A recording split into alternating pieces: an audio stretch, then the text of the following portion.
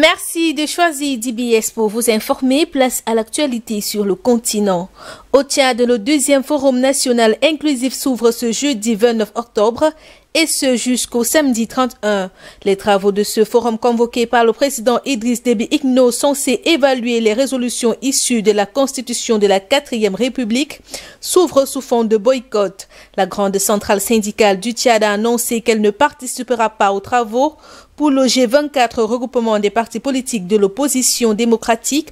C'est de façon unilatérale que le pouvoir veut tenir cette rencontre puisque l'opposition n'a pas été consultée. Se déroulant dans un contexte de pandémie de Covid-19, sur plus de 88 partis politiques de l'opposition légalement reconnus, seuls 40 ont été conviés. Question de respecter les mesures barrières. Lors de cette rencontre, plus de 70 résolutions issues du premier forum de 2018 qui n'ont pas été traduites en actes seront remises sur la table. Les participants évalueront le test fondamental qui consacre entre autres la suppression du poste de Premier ministre et l'instauration d'un serment confessionnel. Des dispositions de la Constitution seront modifiées pour intégrer le statut de maréchal accordé cette année au chef de l'État. Dans les coulisses, on parle également de propositions pour la création d'un poste de vice-président et de la modification du drapeau. En Guinée, le leader de l'opposition, Cellou Dalein Diallo, a recouvré sa liberté d'aller et venir. L'impressionnant dispositif sécuritaire déployé depuis une semaine à son domicile a été levé. Les agents qui quadrillaient les lieux ont été priés de quitter la zone. Par contre, ce n'est pas le cas pour son QG ainsi que le siège de son parti, qui sont toujours pris par les militaires lourdement armés. Cette levée du blocus intervient au lendemain de la visite de la mission conjointe ONU-Union africaine-CEDEAO qui avait demandé aux autorités guinéennes de lever le siège au domicile du candidat de l'UFDG.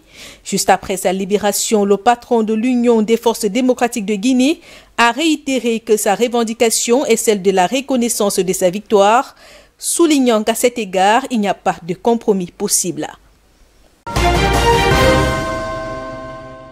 En Tanzanie, 29 millions d'électeurs étaient aux urnes hier pour les élections présidentielles, législatives et locales.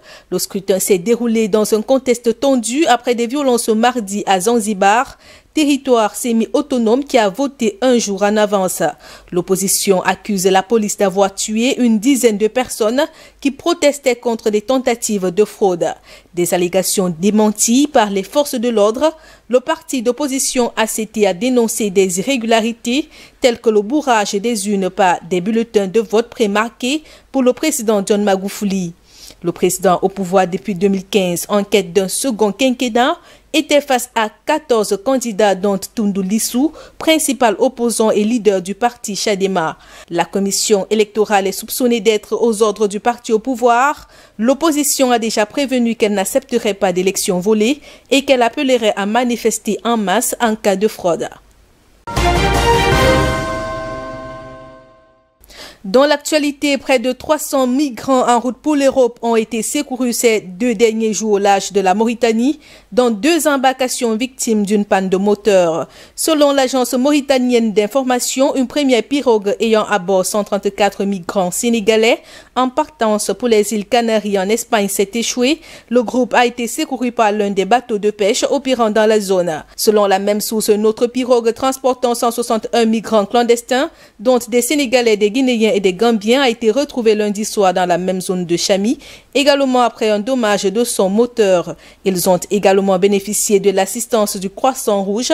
Malheureusement, 2 corps ont été découverts sur cette embarcation. En Ouganda, à quelques mois des élections générales prévues en février 2021 pour élire le président de l'Assemblée nationale, la tension monte entre les partisans des différents candidats.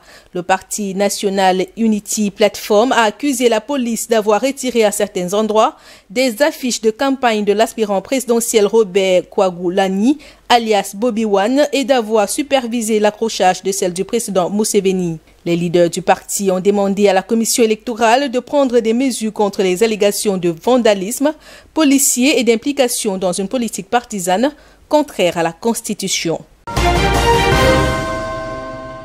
En Algérie, le président Abdelmadjid Tebboune a été transféré dans la soirée de mercredi 28 octobre en Allemagne pour des examens médicaux approfondis. Dans un communiqué la veille, la présidence avait affirmé que le chef de l'État algérien avait été admis dans une unité de soins spécialisée de l'hôpital central de l'armée à Alger, mais que son état de santé n'inspirait aucune inquiétude.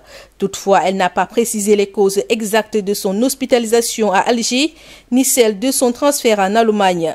Mais samedi, elle avait fait savoir qu'Abdelmadjid Tebboune s'était mis volontairement en isolement pour 5 jours après la possible contamination par le nouveau coronavirus de plusieurs hauts responsables de la présidence et du gouvernement.